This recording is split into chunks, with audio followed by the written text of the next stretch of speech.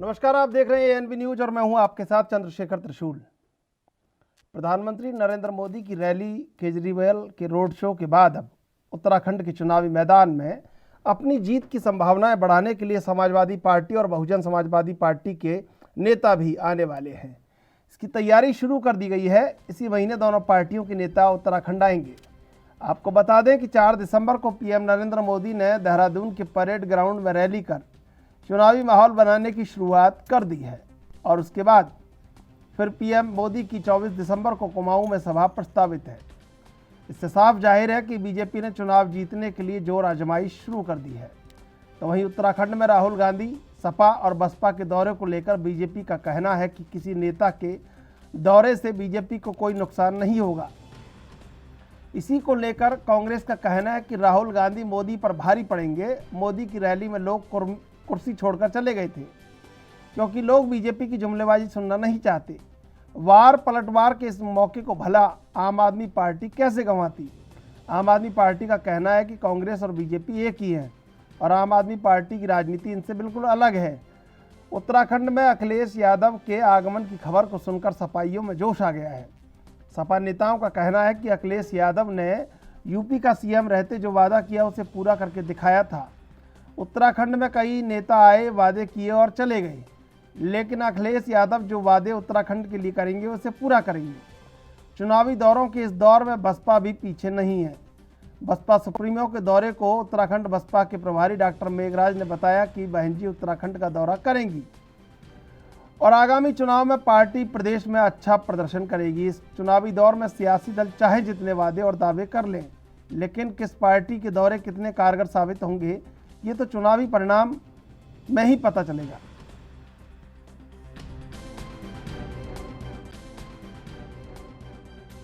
सुनने में आ रहा है कि मोदी जी आए थे, अब राहुल गांधी जी भी आने वाले। राहुल गांधी जी हमारे लक्की चार्म, उनके आने से हमें कोई दिक्कत नहीं। उनके आने से तो भारतीय जनता पार्टी के कार्यकर्ताओं को खुशी होती है। कम से कम राहुल जी आ रहे हैं, इसके लिए तो कांग्रेस को चिंता करने की आवश्यकता, भारतीय जनता पार्टी को कोई चिंता नहीं। सपा, बसपा, अन्य कई दल के भी कार्यक्रम होने हैं, उनके भी नेता आ रहे हैं। तमाम पार्टियां जो कहीं दिखाई नहीं दे रही थी अब आ रही है। लेकिन हम ये कहेंगे कि ये कांग्रेस की बी टीम है, क्योंकि हम सब ने देखा कि दोनों बबुआ साथ हुए, बुआ भतीजा साथ हुए,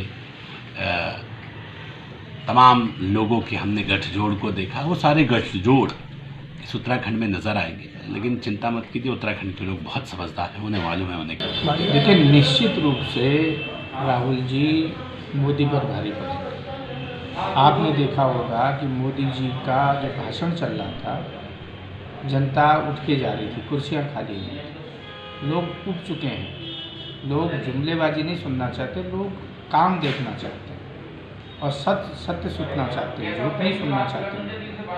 और जिस तरीके का 8 साल का कार्यकाल रहा है केंद्र सरकार का, मोदी जी का, और 5 साल का कार्यकाल भारतीय जनता पार्टी की सरकार को, 5 साल में 3 मुख्यमंत्री बदलती है, 3 प्रदेश के अध्यक्ष बदलती है और कोई काम ऐसा नहीं किया जिससे आप कह सकें उत्तराखंड के नौजवानों के लिए कोई काम नहीं किया, किसान के लिए कोई काम नहीं, मजदूर के लिए कोई काम नहीं, महिलाओं के हित में कोई काम इस सरकार ने नहीं किया, ना मोदी जी सरकार ने किया, ना उन्होंने किया। तो उसका खामियाजा भाजपा को भुगतना पड़ेगा।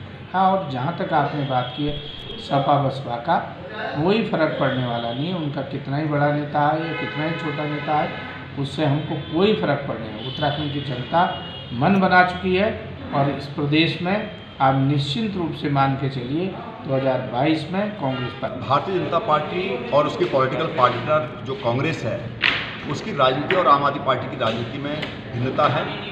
जहां ये दोनों ही दल परंपरागत और भावनात्मक मुद्दों पर राजनीति करते हैं, वहीं आम आदमी पार्टी आम आदमी के असल मुद्दों की राजनीति करती है और असल मुद्दों की राजनीति उत्तराखंड की जनता को बहुत पसंद आ रही है। इसलिए उत्तराखंड की देवतुल्य जनता इस बार आम आदमी पार्टी को एक विकल्प के तौर पर चुनने जा रही है। जो संकेत धरातल से मिल रहा है वो बहुत ही सराहनीय है और हमारे लिए बहुत ऊर्जा देने वाला है। जिस प्रकार से उत्तराखंड की जनता आम आदमी पार्टी के कार्यकर्ताओं का हौसला अफजाई कर रही है, उससे स्पष्ट है कि 2022 प्रधानमंत्री जी आए, केजरीवाल जी आए और अब राहुल गांधी भी आ रहे हैं। इस जो भी नेता आ रहे हैं केवल झूठे वादे करके जा रहे हैं। अब हमारे इस चुनाव के दौर में हमारे नेता अखिलेश यादव उत्तराखंड का दौरा करने वाले हैं और उनके जो भी वायदे होंगे वो बहुत सच्चे होंगे, क्योंकि उन्होंने उत्तराखंड में उत्तर प्रदेश में काम कर। और इसी मुद्दे पर चर्चा करने के लिए हमारे साथ 3 मेहमान जुड़े हुए हैं। संगीता शर्मा आम आदमी पार्टी से, नवीन ठाकुर बीजेपी से, दिनेश गौड़ कांग्रेस से। आप तीनों का एएनबी न्यूज पर स्वागत। नवीन ठाकुर, सबसे पहले आपके पास आना चाहेंगे। जो रैली कहा जा रहा है, किया जा रहा है, रैली का फायदा किसको कितना मिलेगा? आपने तो सबको नकार दिया है, लेकिन अगर देखेंगे जब से उत्तराखंड बना है तो क्षेत्रीय दलों को उतना फायदा नहीं हुआ है। बार बार ताल ठोकी है, लेकिन बड़ा वोटर बीजेपी और कांग्रेस के पास ही है। ने शुरुआत में कुछ समय तक जो है संघर्ष किया और कुछ सीटें जीती थी, और यूकेडी को भी प्रारंभिक थोड़ी सफलता मिली थी, लेकिन उसके बाद उत्तराखंड की जनता ने केवल राष्ट्रीय दलों को ही जो है मान्यता दी, चाहे बीजेपी रही हो चाहे कांग्रेस रही हो। 2 बार कांग्रेस की सरकार रही और 2 बार बीजेपी की सरकार, इसमें तीसरी बार बीजेपी की सरकार। लेकिन क्षेत्रीय दलों को जो है उत्तराखंड की जनता ने नकार दिया। सपा और बसपा का तो कोई अस्तित्व रहा ही नहीं उत्तराखंड में, क्योंकि सपा तो उत्तराखंड में एक तरह से आप कह दीजिए विलेन पार्टी की तरह सपा को उत्तराखंड के लोग देखते हैं, क्योंकि उत्तराखंड के लोग भूले नहीं है सपा को, जब उसने उत्तराखंड वासियों पर रामपुर तिराहा में किस प्रकार जो है बर्बरता से लाठीचार्ज किया था, और हमारी माताओं बहनों के साथ वहाँ पर कितना दुर्व्यवहार हुआ था, वो जख्म आज तक हमारे दिल में हरे हैं। जब भी सपा का जिक्र आता है तो निश्चित तौर पर हर उत्तराखंडी के दिल में वो जख्म हरे हो जाते हैं। इस कारण सपा का कोई अस्तित्व यहाँ पर है नहीं। और बसपा ने मैदानी क्षेत्रों में 7 सीटें जरूर जीती थी, लेकिन उसके बाद बसपा भी अपना जनाधार खोती गई, और आज केवल और केवल जो है भाजपा और कांग्रेस ही उत्तराखंड में 2 प्रमुख दल के रूप में हैं। और अब इस बार तीसरा क्षेत्रीय दल बनने की कोशिश आम आदमी पार्टी भी यहाँ पर कर रहा है। तो लोकतंत्र में सबको अधिकार है, सब लड़ सकते हैं, सबका स्वागत है, आए सब लड़े। लेकिन जनता जो काम करता है, जो विकास करता है, जो वादे करने के बाद उनको पूरे करता है, उसको चुनती है। ये प्रधानमंत्री जी आए, उन्होंने मन से कहा भी, ऐसे पहले नेता हैं जो हिम्मत कर रहे हैं कि 5 साल पहले का जो मेरा वक्तव्य था, 5 साल पहले जो मैंने वादे किए थे, एक बार उनको याद करें, और उन वादों को मैंने 5 साल में पूरा करके दिखाया। वो रिपोर्ट कार्ड आपके सामने रखा, जो वादे किए धरातल पर पूरे हुए, उनकी भी बात की, और आगे जो भविष्य का रोड मैप था उसकी भी उन्होंने जो है बात की। और उन्होंने उत्तराखंड की भूमि से, देवभूमि से उनका विशेष लगाव है, ये भी साबित किया। 5 बार तो 5 साल में केदारनाथ ही आ चुके हैं। उसके बाद उत्तराखंड के दौरे जो है लगातार माननीय प्रधानमंत्री जी के हैं जी। और ये कहें कि केवल राजनीति के लिए उत्तराखंड आते हैं तो ये कहना गलत होगा, क्योंकि उत्तराखंड छोटा सा प्रदेश है। राजनीतिक दृष्टि से तो उत्तराखंड का कोई लाभ नहीं है। उत्तराखंड की जनता से बाबा केदार पर उनका जो है असीम श्रद्धा है, उत्तराखंड की जनता से विशेष लगाव है। इस कारण जो माननीय प्रधानमंत्री लगातार उत्तराखंड आते हैं, उत्तराखंड के विकास पर विशेष फोकस करते हैं। केदार निर्माण में आप सब ने देखा किस प्रकार जो है देश के यशस्वी प्रधानमंत्री समय निकालकर वहाँ पर, चाहे ड्रोन के माध्यम से उन्होंने जो है लगातार इसकी निगरानी की, चाहे अधिकारियों की वीडियो कॉन्फ्रेंसिंग के माध्यम से वहाँ पर उन्होंने उस काम की समीक्षा की। तो देश के यशस्वी प्रधानमंत्री उत्तराखंड के लिए बहुत संजीदा है और उत्तराखंड के जो है उनका विशेष लगाव। बिल्कुल बिल्कुल। दिनेश गौड़ जी 90% अगर पूरा वोटों परसेंट देखेंगे तो 90% से ज़्यादा का वोट बीजेपी और कांग्रेस के पास गया है। तो ये किसने कहा है, क्षेत्रीय दलों को किसने उत्साहित किया है कि उत्तराखंड चलो उत्तराखंड चलो? क्यों उत्तराखंड में क्षेत्रीय दल अपनी संभावनाएं देख रहे हैं?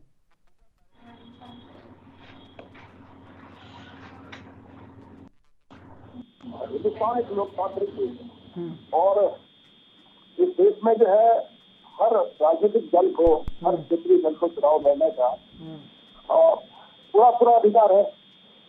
अभी हमने देख रहे हैं, ये तो बात सही है वास्तव में कि उत्तराखंड का जब जन्म हुआ था तो उत्तराखंड में जो सबसे पहले आपसे चर्चा जारी रखेंगे, अभी लेते एक छोटा सा ब्रेक के बाद फिर हाजिर होते हैं।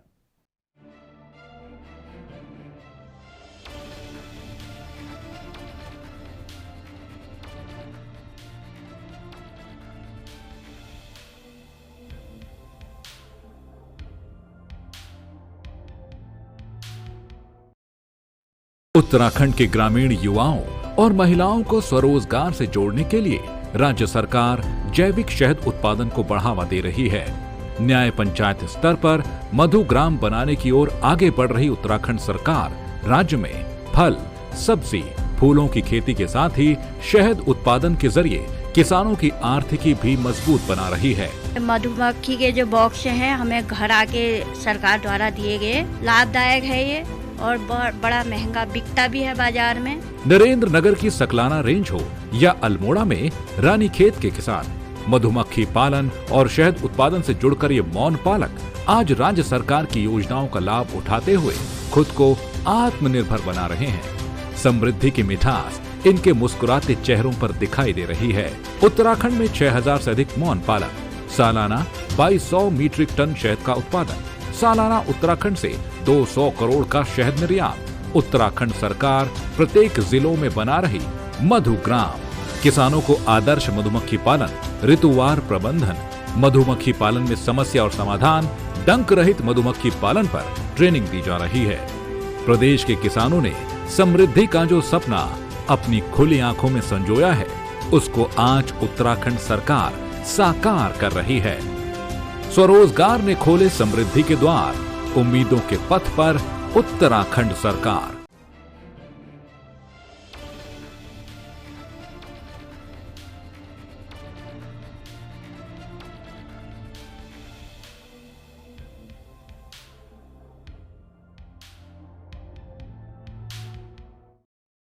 तीनों मेहमान हमारे साथ बने हुए। दिनेश गौड़ अपनी बात रख रहे थे। जी दिनेश गौड़ जी आ रही है आपकी दिनेश जी आवाज? जी तो हाँ, मैं बता रहा था आपको जी। कि हिंदुस्तान एक लोकतांत्रिक देश है और सभी दलों को यहाँ चुनाव लड़ने का अधिकार है। तो अगर कोई क्षेत्रीय दल आना ही चाह रहा है तो उसमें कोई दिक्कत नहीं है, वो उनका अधिकार है। लेकिन हम जब चुनाव में आते हैं, हम जब जनता के बीच में जाते हैं, तो हमें अपनी जो हमारी जिम्मेदारियां हैं एक जनतंत्र के प्रति, उसको भी पूरा करना होता है। 5 साल जो सरकार सत्ता में होती है उसको अपने कार्य पूरे करने होते हैं और विपक्ष को अपना रोल निभाना होता है। ये नहीं कि अब चुनाव आ गए तो आप आके और आप सीधा आके चुनाव लड़ रहे हैं। जहां तक क्षेत्रीय दलों की बात है तो उत्तराखंड में क्षेत्रीय दल इतने मजबूत नहीं है आज भी मैं मान के चल रहा हूँ, क्योंकि उन्होंने अपनी जो ताकत होनी चाहिए थी उसको कभी बताने की कोशिश नहीं की। वो जनहित के मुद्दों पे कभी सड़कों पे नहीं उतरे। तो कुल मिला के कहने का मतलब यह है कि आज चुनाव में आएंगे तो जनता सब जानती है, जनता सब देखती है। और रही आम आदमी पार्टी की बात, तो आम आदमी पार्टी का भी अभी इसमें उत्तराखंड के अंदर उसका एक प्रकार से प्रवेश हो रहा है और उनको कम से कम 5 साल जब तक वो जनता के जनहित के मुद्दों को लेकर लड़ेंगे नहीं। अभी खाली आप अगर फ्री की घोषणा कर देंगे कि हम बिजली फ्री कर देंगे, हम ये कर देंगे, तो इतना कारगर वो रहेगा नहीं। आप जब तक ठोस मुद्दों के साथ नहीं आएंगे, जैसे हम कांग्रेस ने 5 साल तक अपनी जिम्मेदारी को पूरा किया, हमने जनहित के सारे मुद्दों पे हम सड़कों पर उतरे और हमने जो पूरी लड़ाई लड़ी है, एक मजबूत विपक्ष का काम उत्तराखंड के अंदर कांग्रेस पार्टी ने किया। और निश्चित तौर पे हमने महंगाई के खिलाफ हम लड़े, हम बेरोजगारी के खिलाफ लड़े।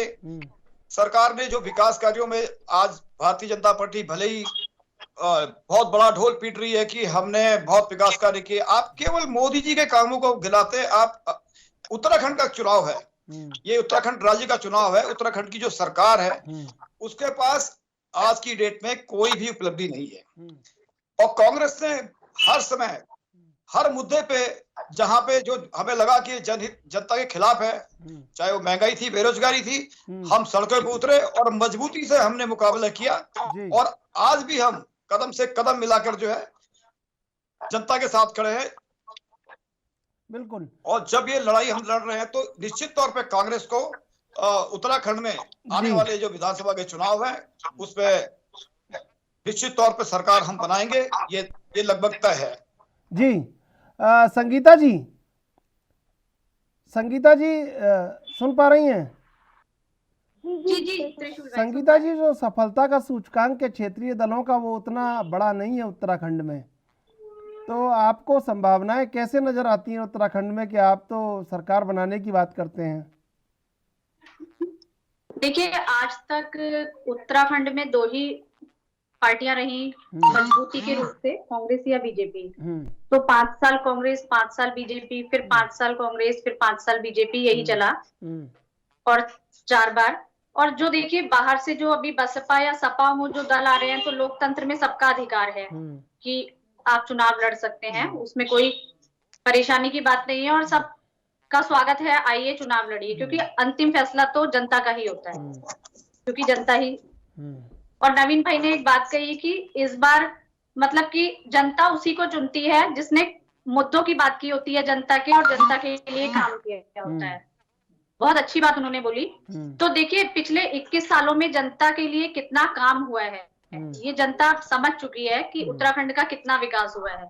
तो जब आज जनता के सामने एक तीसरे विकल्प के रूप में आम आदमी पार्टी है, जो जनता के मुद्दों की बात करती है, चाहे वो शिक्षा से जुड़ा मुद्दा हो, स्वास्थ्य से जुड़ा मुद्दा हो, रोजगार से जुड़ा मुद्दा हो, तो जनता एक ऐसे विकल्प को जरूर यहाँ चुनेगी कि जो जनता के हित की और जनता के मुद्दों की बात कर रहे हैं। और जनता के सामने उत्तराखंड में आम आदमी पार्टी ने एक विपक्ष का रोल अदा किया है, चाहे वो गंगा के स्केप चैनल की बात हो, चाहे घोटालों की बात हो, चाहे देवस्थानम बोर्ड की बात हो, किसानों की बात हो, हमेशा जनता के साथ आम आदमी पार्टी खड़ी रही है।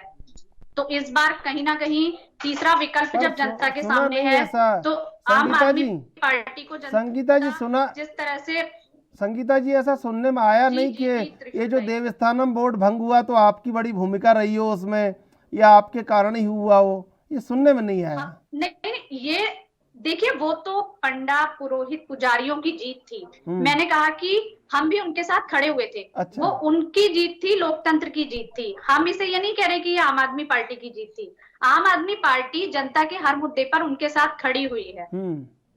अच्छा, जहाँ कहीं भी उनका कुछ फैल गया है वहाँ आप खड़े हैं, मतलब यही? हम जनता के हर उस मुद्दे के साथ खड़े हैं जो जनता के हित का फैसला है। और जिस तरह से रोजगार गारंटी या बिजली गारंटी अभियान चलाया और जनता ने इसमें भरपूर समर्थन दिया और बढ़ चढ़ के आगे आकर के हिस्सा लिया, तो कहीं ना कहीं एक तीसरे विकल्प के रूप में जनता की आशा आम आदमी पार्टी से है 2022 में। बिल्कुल, क्योंकि पिछले 4.5 साल का जो बीजेपी का कार्यकाल रहा है उसमें स्वास्थ्य को लेकर के, शिक्षा को लेकर के और रोजगार को लेकर के कोई बेहतर काम देखने को नहीं उससे पहले भी तो नहीं हुआ। अब तो कांग्रेस भी तो आपके निशाने पे है, उससे पहले भी नहीं हुआ। नहीं, आपका बिल्कुल, तो मैंने कहा 21 सालों में तो बिल्कुल भी नहीं हुआ। 21 सालों में विकास नहीं हुआ, मैंने कहा हुआ ही नहीं है। और पिछले 4.5 साल में जो पूर्ण बहुमत की सरकार से आशाएं थी और ये इंतजार कर रहा था उत्तराखंड, मोदी जी को देख करके पूर्ण बहुमत की सरकार बनाई कि भाई अब जरूर विकास होगा, लेकिन उसमें भी उनको कुछ देखने को नहीं मिला। 3 मुख्यमंत्री बदलने के सिवा आपका इंतजार कर रहा था 21 साल से उत्तराखंड के, कब आम आदमी पार्टी आए, कब विकास हो उत्तराखंड का। नवीन ठाकुर जी, देखिए ये हर 1 मिनट त्रिशूल भाई, मैं बस एक बात कहूंगी कि ये दो बात कहो, फिर आप कहोगे मौका नहीं देते हो, आप एक नहीं 2 कहो, 2 बात कहो आप। मैं वही कह रही हूँ कि हर 21 साल से आज तक 2 ही पार्टियां थी, तो उन्हीं की जिम्मेदारी थी। जब कोई तीसरी पार्टी यहाँ आएगी तो उसकी भी वही जिम्मेदारी होगी कि उत्तराखंड का विकास करे, क्योंकि जो भी जनता सरकार चुनती है या जिसको भी सत्ता में बिठाती है, तो उसकी जिम्मेदारी और कर्तव्य दोनों है कि वो जनता और उत्तराखंड के विकास के बारे में सोचे। नवीन ठाकुर जी, ये जो आप जहाँ जहाँ रायता फैला देते हो वहाँ आम आदमी पार्टी खड़ी है, और कांग्रेस ने भी जहाँ फैला रखा है वहाँ भी खड़ी है, लेकिन अब स्मार्ट वोटर है उत्तराखंड का, तो उस वोटर की सोच को देखा जाए तो उसको बहुत मजबूत लाठी वाला या मजबूत एक खंबे वाला आदमी चाहिए कि ये टिका हुआ आदमी है। तो अब ये तो ठीक है कांग्रेस और बीजेपी के पास वोटर है, लेकिन आपको ये बात भी माननी पड़ेगी जो हुनर अखिलेश यादव और मायावती में नहीं है वो हुनर अरविंद केजरीवाल में है। अरविंद केजरीवाल जी अभी गांधीनगर निकाय चुनाव में गए थे 3 महीने पहले, और बहुत प्रमुखता के साथ जो है आपके चैनलों में दिखाया, प्रिंट मीडिया में भी छपा। वहां पर उन्होंने बड़ी ईमानदारी के साथ बहुत अच्छी अपील की थी। उन्होंने कहा कि आप पार्टी मत देखिए, प्रत्याशी देखिए, ईमानदार व्यक्ति हो और जिसने कुछ समाज के लिए किया हो, अच्छे लोगों को चुनिए। तो 342 में 339 भारतीय जनता पार्टी, 2 कांग्रेस और 1 आम आदमी पार्टी। तो गांधीनगर की जनता समझदार है, उन्होंने अरविंद केजरीवाल जी की बात को सुना, समझा और उन्होंने 339 सीटें भाजपा को दी। अभी त्रिपुरा के चुनाव आप देख लीजिए, वहां पर क्या हासिल हुआ विपक्षी दलों का। और आइए हम उत्तराखंड पर आते हैं। उत्तराखंड में 17 में जब कांग्रेस को सत्ता से समेट दिया तो कांग्रेस के लोगों ने 1 साल, 1.5 साल, 2 साल तक की बस अब इस बार जनता जो है भाजपा को उखाड़ने वाली है, इस बार जनता ये कर देगी, जनता वो कर देगी। लेकिन 2019 का जब लोकसभा का चुनाव हुआ, और त्रिशूल भाई एक बात और उत्तराखंड के बारे में, 2 परिपाटी रही। एक तो एक बार कांग्रेस, एक बार भाजपा रही विधानसभा के चुनाव में, जो भी राज्य के चुनाव हुए। तो लोकसभा के चुनाव में एक और जो है मिथक उत्तराखंड में रहा कि अगर कांग्रेस की सरकार रही तो 5 सीटें लोकसभा की भाजपा ने जीती, और भाजपा की सरकार अगर सत्ता में रही तो 5 लोकसभा की सीटें कांग्रेस ने जीती। 3 बार का मिथक पहले रहा।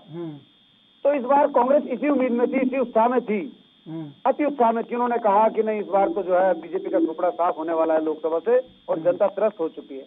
लेकिन जनता ने वो मिथक तोड़ा। जनता समझ चुकी है कि केंद्र में नरेंद्र मोदी का जब तक मजबूत नेतृत्व है तभी देश सुरक्षित है, सुरक्षित हाथों में है। और 19 में वो मिथक टूटा, राज्य में सरकार भी भाजपा की थी और 5 लोकसभा की सीटें भी आप देखिए कितने विशाल जो है बहुमत के साथ हमने जीती, रिकॉर्ड तोड़ मतों से 5 लोकसभा हमने जीती। आस पास तक जो है कहीं विपक्ष हमारे पटक नहीं पाया। अब जो विधानसभा के चुनाव है उसमें भी ये मिथक भारतीय जनता पार्टी तोड़ने वाली है इस बार की, एक बार कांग्रेस, एक बार भाजपा। इस बार पुनः भारतीय जनता पार्टी सत्ता में आ रही है। इसके आप लगातार नतीजे देख सकते हैं। 5 वर्षों में लोकसभा के बाद जो है पंचायतों के चुनाव हुए, नगर निकायों के चुनाव हुए और 3 उपचुनाव विधानसभाओं के भी हुए। एक उपचुनाव तो अभी तीरथ जी के समय में हुआ, साल्ट उपचुनाव 4 महीने पहले। बहुत गहरी सांस लिए जनता ने, दिनेश गौड़ ने बहुत गहरी सांस लिए जब आपने कहा कि अब फिर आ रहे हैं, तो उनने बहुत गहरे सांस लिए कि अब थोड़ा सा कुछ बोल देते हैं। तो ठीक है, दिनेश भाई को पूरा मौका दीजिए, वो बोलेंगे। लेकिन जो हकीकत है मैंने बयान की और उत्तराखंड की जनता ने जो हमें आशीर्वाद दिया वो मैंने बयान किया। इसमें मेरी किसी भी बात में कोई 1% कोई बात गलत हो त्रिशूल भाई तो आप बोल सकते हैं, दिनेश भाई बोल सकते हैं, हमारी छोटी बहन संगीता बोल सकती है। तो अब तक उत्तराखंड में 5 वर्षों में हुआ तो आपने भी देखा, हमने भी देखा, दिनेश जी ने भी देखा, संगीता ने भी देखा, उत्तराखंड के प्रत्येक नागरिक ने देखा। अभी दिनेश भाई कह रहे थे कि हम केवल प्रधानमंत्री जी की योजनाएं गिना रहे हैं, प्रदेश की बात नहीं करते। इस प्रदेश में त्रिशूल जी रिकॉर्ड समय में स्वास्थ्य विभाग से शुरू करूं तो स्वास्थ्य विभाग में 700 डॉक्टर जो है 17 वर्ष में थे और 4.5 वर्ष में 1500 डॉक्टर्स की भर्ती हुई। जब कांग्रेस सत्ता से गई तो केवल 1 ऑक्सीजन प्लांट था, आज 85 ऑक्सीजन प्लांट हैं। जब कांग्रेस सत्ता से गई 116 वेंटिलेटर थे, आज 1000 के करीब वेंटिलेटर हैं। जब कांग्रेस सत्ता से गई तो हमारे पास ऑक्सीजन के सिलेंडर मात्र 4000 कुछ थे, आज 15000 से भी ऊपर ऑक्सीजन सिलेंडर पहुंच चुके हैं। जब कांग्रेस सत्ता से गई तो आईसीयू बेड कितने थे, आज कितने हैं? हमने 500 बेड के जो है अस्पताल कोरोना काल के दौरान भी दृढ़ इच्छा शक्ति से तैयार करके दिखाए।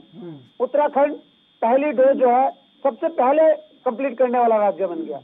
हमने 50 लाख लोगों का जो आयुष्मान कार्ड बनाए तो 4.5 लाख लोगों को उससे जो है फायदा हुआ। 5-5 लाख रुपए का इलाज मुफ्त हुआ। 500 करोड़ रुपए हमने उत्तराखंड में लोगों के स्वास्थ्य पर खर्च किए।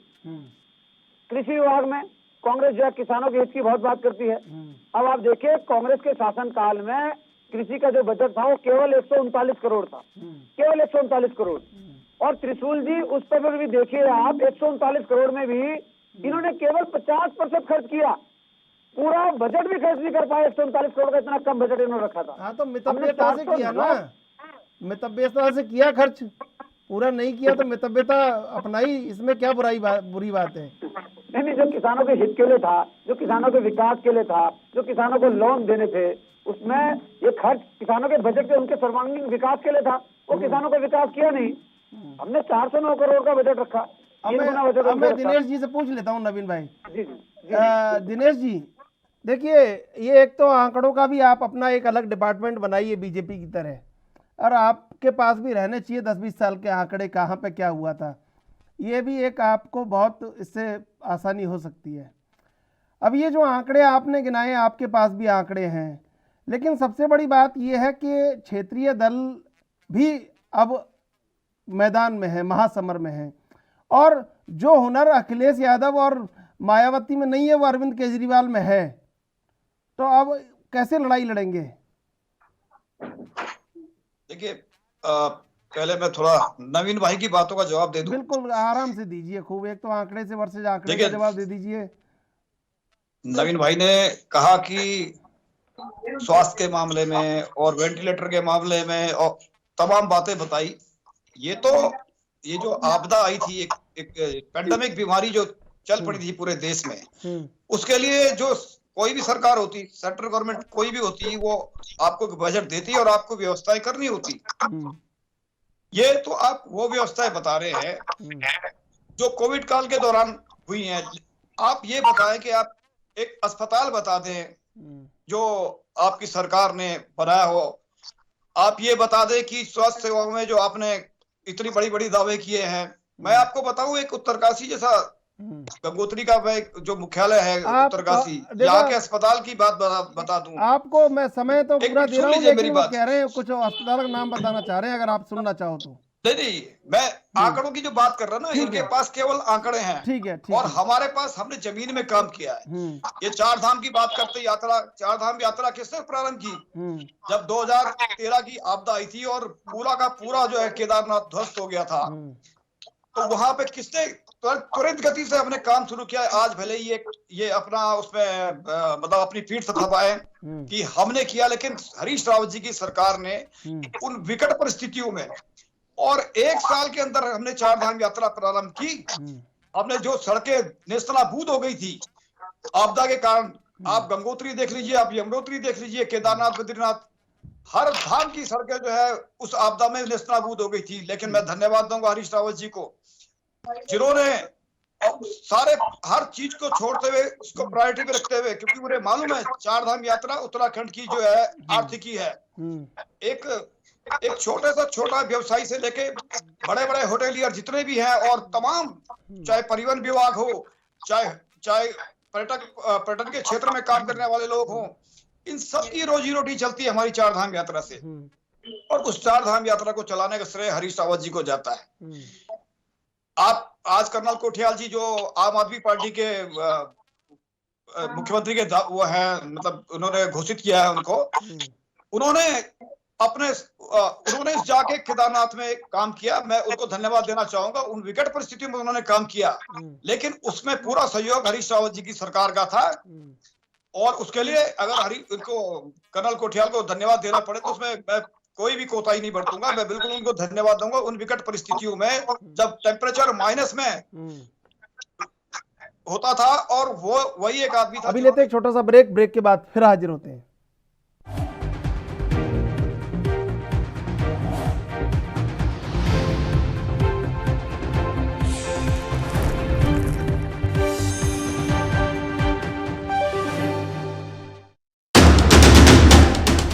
राष्ट्र धर्म, रात 8 बजे सिर्फ ANB न्यूज पर।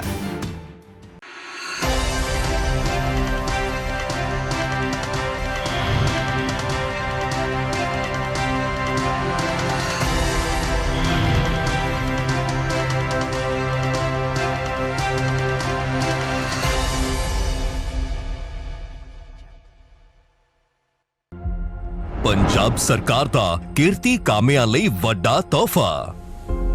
रजिस्टर्ड किरती कामियां नू पंजाब सरकार दा शगन। पंजाब सरकार कोल 3,17,000 कंस्ट्रक्शन वर्कर लेबर है जेडे वो रजिस्टर्ड है परिवार। उन्होंने दिवाली दे शुभ मौके ते बधाई दिंदे हुए 3100 रुपये दिवाली दा शगन भेज रहे हैं उन्होंने सारे परिवारां नू। कोरोना महामारी ने जिन्हां दा तोड़िया लक, हुण पंजाब सरकार ने फड़िया उन्हां दा हथ। खुश होवेगा हुण हर किरती दा परिवार। ताइयों हर कोई कहंदा है तरक्की दे राह पंजाब सरकार।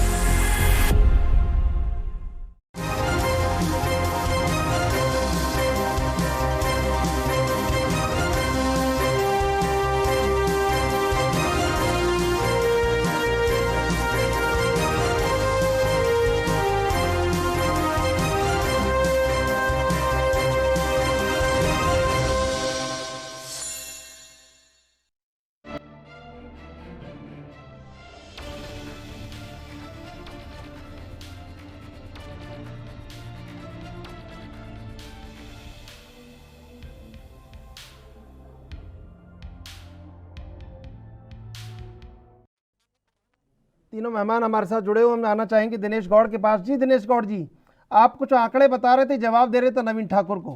नवीन जी देखिए, क्षेत्रीय दलों का आधार नहीं है, उसके बावजूद भी लगातार कोशिशें जारी हैं और उसी कोशिश की एक कड़ी अब आम आदमी पार्टी उत्तराखंड में ताल ठोक रही है। त्रिशूल जी ठीक है, लोकतंत्र है, सबको अधिकार है, ताल ठोकनी चाहिए। वो जनता पर निर्भर करता है कि वो किसको वोट दे।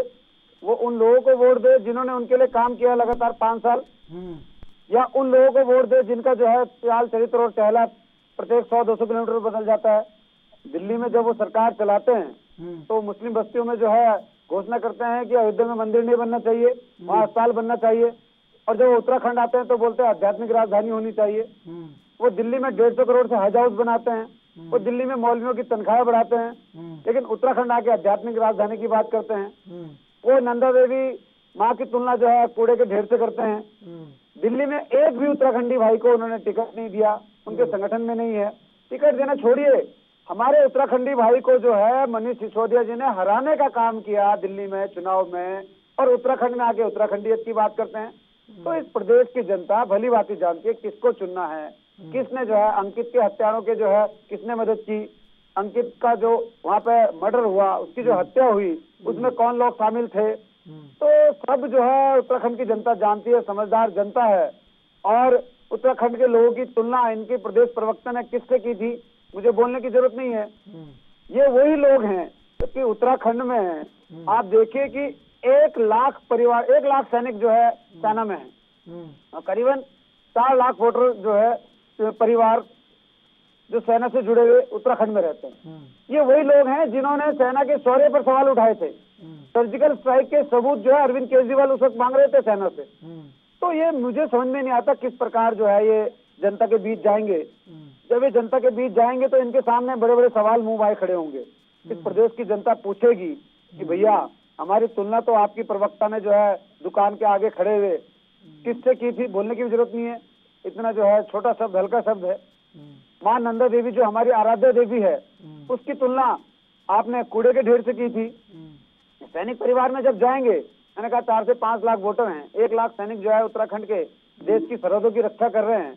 उनके शौर्य पर जो है उंगली उठाने वाले, उनके सर्जिकल स्ट्राइक के सबूत मांगने वाले जब वहां जाएंगे तो उनसे पूछेंगे। और ये आध्यात्मिक राजधानी की बात करते हैं और ये घर में रजिस्ट्रेशन करा रहे हैं कि हम अयोध्या के दर्शन कराएंगे, तो उत्तराखंड की जनता पूछेगी कि उस अयोध्या में तो आप अस्पताल बनाने की वकालत कर रहे थे। आप तो जो अपने एक वर्ग को, मुस्लिम वोटों की तुष्टीकरण की राजनीति कर रहे थे, उनको खुश करने के लिए कह रहे थे नहीं अस्पताल बनना चाहिए, मंदिर की जरूरत नहीं है। अब आप जो है वहाँ अयोध्या दर्शन की बात कर रहे हैं। तो निश्चित तौर पर जो है उत्तराखंड की जनता इनसे एक एक सवाल पूछेगी। ताहिर हुसैन के बारे में भी पूछेगी, अमानतुल्लाह खान के बारे में भी पूछेगी, जिन्होंने मिलकर उत्तराखंड के बेटे अंकित की जो हत्या की, और उनको संरक्षण आम आदमी पार्टी के मुख्यमंत्री अरविंद केजरीवाल का है। उनके ऊपर 3-3, 4-4 केस लगातार चल रहे हैं, हत्या के केस चल रहे हैं, धमकियों के केस चल रहे हैं, लेकिन वो आज भी बरकरार है। इनसे 4 से 5 विधायक तो हमेशा जेल में रहते हैं आम आदमी पार्टी के। पूछ लेता हूँ इनसे, संगीता जी से। संगीता जी, बड़े गंभीर आरोप आपके ऊपर लगाए हैं। नहीं, नवीन ठाकुर जी की ये बात बहुत अच्छी है कि जनता सवाल करेगी और जनता को सवाल करने भी चाहिए। तो मैं एक ही बात कहूंगी कि इनके विधायक जो महिला उत्पीड़न में लिप्त हैं, जनता इनसे भी ये सवाल करेगी। विधायक चैंपियन जी किस तरह की हरकतें करते हुए नजर आते हैं, तो जनता इनसे भी सवाल करेगी। अस्पतालों की क्या स्थिति है, अभी मैं आपको बताऊं तो पिथौरागढ़ का अस्पताल रेफर सेंटर बना है, और अभी पिछले दिनों एक डिबेट में प्रवक्ता कह रही थी कि पिथौरागढ़ का जिला अस्पताल बहुत अच्छा है, उन्हें ये कहते हुए शर्म नहीं आ रही थी। अभी आज ही की खबर है कि वहाँ जो महिला अस्पताल है वहाँ रेडियोलॉजिस्ट नहीं है, महिलाएं परेशान हो रही हैं। वहाँ प्री मैच्योर बेबी को हल्द्वानी रेफर कर दिया गया है। तो जनता इनसे ये भी सवाल पूछेगी। हमारे यहाँ जहाँ चंपावत जिले की बात करूं तो टनकपुर में पिछले 4 दिनों का आंकड़ा है कि 500 से ज्यादा अल्ट्रासाउंड जो है वो इसलिए नहीं हो पाए क्योंकि अस्पताल में सुविधा नहीं है। जो मशीनें हैं वो धूल फांक रही हैं क्योंकि वहाँ रेडियोलॉजिस्ट नहीं है। तो जनता तो इनसे ये भी पूछेगी। अभी मैं बात करूं पिथौरागढ़ जिले का, जो बेरीनाग वहाँ का एक गाँव है, गाँव है हिप्पा गाँव, वहाँ पिछले 74 साल हो चुके हैं और उत्तराखंड को बने 21 साल हो चुके हैं। तो वहाँ आज भी सड़क नहीं है, महिलाओं को सर पे पीठ पर बोझा लेके जाना पड़ रहा है। तो जनता इनसे ये भी सवाल करेगी। संगीता जी, जो अगर ये इल्जाम लगा करके जनता के सवालों की बात कर रहे हैं तो जनता तो ये भी पूछेगी भाई कि उत्तराखंड का 21 सालों में क्यों बर्बाद कर दिया। संगीता और जी, जो कांग्रेस और संगीता बीजेपी जी, का चाल चरित्र है, चेहरा है, वो जनता जो है पिछले 21 सालों में देख चुकी है। तो जनता अगर आम आदमी पार्टी से सवाल पूछेगी, जनता को सवाल पूछने चाहिए। जब कोई वोट मांगने जाता है तो ये पहला जनता का अधिकार है कि उसको पूछना चाहिए आपने क्या काम किया है जो आप वोट लेने के लिए हमारे पास आए हो। तो मैं बात करूं तो आम आदमी पार्टी एक ऐसी पार्टी है जिसने ये कहा कि अगर हमने काम किया है तो वोट देना। अगर बीजेपी में हिम्मत है तो खड़े होकर के उत्तराखंड में बोले कि अगर हमने काम किया है तो हमें अगली बार लेकर आना, वरना मत लेकर आना। क्या हिम्मत बोल है तो रहे ये हैं वो? बोल क्या कर दिखाएं क्या उत्तराखंड कांग्रेस और में। बीजेपी क्या बोल रही है, क्या बोल रही है इसके अलावा? दिनेश जी, ये दिनेश जी, मैं पूछ लेता हूँ। दिनेश जी, आवाज आ रही है आपको? मैं जोड़ता हूँ आपसे, मैं असल में अभी करता हूँ मैं आपको जी। 5 मिनट और बचे। अरे भाई जो टीवी का टाइम होता है ना 10 मिनट 5। दिनेश जी,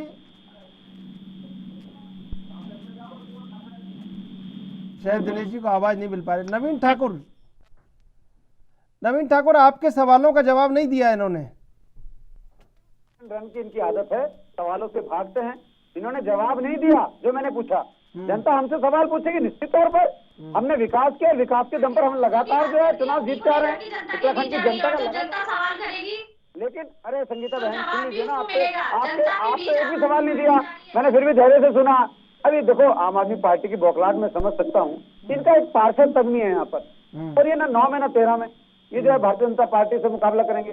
इनका मुकाबला कांग्रेस से है, और ये कांग्रेस के कितना वोट बैंक काट सकते हैं ये आपस में तय कर लें। और वैसे भी ए और बी टीम है, दुनिया जानती है। दिल्ली में क्या किया अरविंद केजरीवाल ने? शीला दीक्षित को जो है भर भर कर गालियां दी, एक थैला लेके घूमते थे और कहते थे कि बस ये सबूतों का थैला है, और बस जैसे ही सत्ता में आऊंगा शीला दीक्षित को जेल भेजने का काम करूंगा। तो सत्ता में आने के लिए इनको जो है बैसाखी की जरूरत पड़ गई। तुरंत शीला दीक्षित ही कांग्रेस की गोद में बैठ गए जाके, कांग्रेस साथ गठबंधन कर लिया, सरकार बनाई, 5 साल तक काम किया, और उसके बाद जो है सब भूल गए। वो आज तक इनको वो थैला नहीं मिला सबूत का, वो थैला से गोल हो गए। तो अरविंद केजरीवाल कितने बड़े पलटू हैं ये पूरे देश की जनता जानती है। उत्तराखंड की दिल्ली की गाड़ी कमाई ये विज्ञापन पर खर्च करते हैं, उत्तराखंड में विज्ञापन पर खर्च कर रहे हैं। ये केवल सोशल मीडिया की टीम है, और अपने कुछ लोगों को हायर करके यहाँ लाते हैं। आपने देखा इनकी रैलियों के बाद इस प्रकार जो है जो दैनिक मजदूर हैं वो अपनी मजदूरी के लिए झगड़ा कर रहे थे। आपके सब चैनलों ने दिखाया लगातार, वो बेचारे मजदूरों को बहला कर लाए, तुम्हें 300 रुपए मिलेंगे, 400 मिलेंगे। उन्होंने कहा भाई साहब 300-400 छोड़िए, पानी तक नहीं मिला हमें, खाना तक नहीं मिला, पूरे दिन भूखे बिठा के रखा, टोपी पहना दी हमें। और फिर आपने देखा किस प्रकार कूड़े के ढेर में टोपी के वो लोग गए। तो ये लोग हैं, ये तो पत्रकारों को भी आयोजित करके लाते थे। अरविंद केजरीवाल जो है हल्द्वानी आए थे तो स्थानीय पत्रकारों ने वहां हंगामा कर दिया, क्योंकि उनको जगह नहीं मिली। दिल्ली से लाए पत्रकार वहां मंच के सामने डेरा जमा के बैठ गए। तो अरविंद केजरीवाल को फिर माफी मांगनी पड़ी, उन पत्रकारों को बाहर भेजना पड़ा, तब स्थानीय पत्रकारों ने, और वो सारे टीवी चैनल्स में दिखाया था, प्रिंट मीडिया में छपा था। तो इसलिए आम आदमी पार्टी उत्तराखंड में इसका कहीं कोई मुकाबला नहीं है। मैंने कहा थोड़ा बहुत अगर इनका मुकाबला होगा तो कांग्रेस के साथ ही लड़े। दोनों पार्टियां जो है ये साबित कर रही है कि हमारा मुकाबला भाजपा से, हमारा मुकाबला भाजपा से। भाजपा का मुकाबला इनसे किसी से नहीं है। भारतीय जनता पार्टी निश्चित तौर पे अब की बार 60 पार करने नारा दिया है। हम 60 सीटों के साथ पूर्ण बहुमत के साथ 2022 में पुनः भाजपा जो है सत्ता में वापसी कर रही है। और ये अब ये तय कर लें कि इनको जो है मुकाबला कांग्रेस और आम आदमी पार्टी को किससे करना है। लास्ट में गलती से अगर 1-2 सीट इनकी आ गई तो तुरंत कांग्रेस की गोद में बैठेंगे जाके, कांग्रेस तुरंत जो है इनको अपनी गोद में बिठा लेगी, क्योंकि इतिहास रहा है इनका। हमारे साथ तो कभी गठबंधन नहीं हुआ, कौन सा गठबंधन नहीं हुआ। ये तो जो है अपने पूर्ति के लिए, अपने स्वार्थ के लिए किसी के साथ भी गठबंधन कर सकते हैं, चाहे जो आम आदमी पार्टी हो चाहे कांग्रेस हो। कांग्रेस को देखिए, आपने सपा के साथ कांग्रेस ने गठबंधन किया, उस सपा के साथ किया कांग्रेस ने गठबंधन जिस सपा ने उत्तराखंडियों पर गोलियां चलाई, जिस सपा ने उत्तराखंड की माँ बहनों की इज्जत को जो है लूटा, उन सपाइयों के साथ जो है राहुल गांधी वहां पर यूपी में छोटे भैया और बड़े भैया बने घूम रहे थे, और बसपा के साथ भी जो है बुआ और बबुआ बन के वो घूमे। तो इनका तो सबके साथ, कांग्रेसियों का सबके साथ गठबंधन हो जाता है। केवल सत्ता की लालसा के लिए, सत्ता के लालच में इनके लिए देश और समाज, उत्तराखंड कोई मायने नहीं रखता। ये वो संगठन है जिनके लिए जो है सबसे पहले स्वयं, दूसरे नंबर पर पार्टी और देश से तीसरे नंबर पर। जबकि भारतीय जनता पार्टी के लिए हमारी तो आइडियोलॉजी है, हमारे लिए देश पहले है, दूसरे नंबर पर संगठन है। पर बिल्कुल बिल्कुल। संगीता जी, नवीन ठाकुर जी, समय समाप्त हो रहा है। आपका बहुत बहुत धन्यवाद डिबेट में जुड़ने के लिए। दरअसल क्षेत्रीय दलों को लेकर चर्चा चल रही है, लेकिन देखना होगा कि क्षेत्रीय दल कितना प्रभाव छोड़ पाएंगे। बहरहाल देश विदेश की ताज़ा तरीन खबरों के लिए आप देखते रहिए एएनबी न्यूज।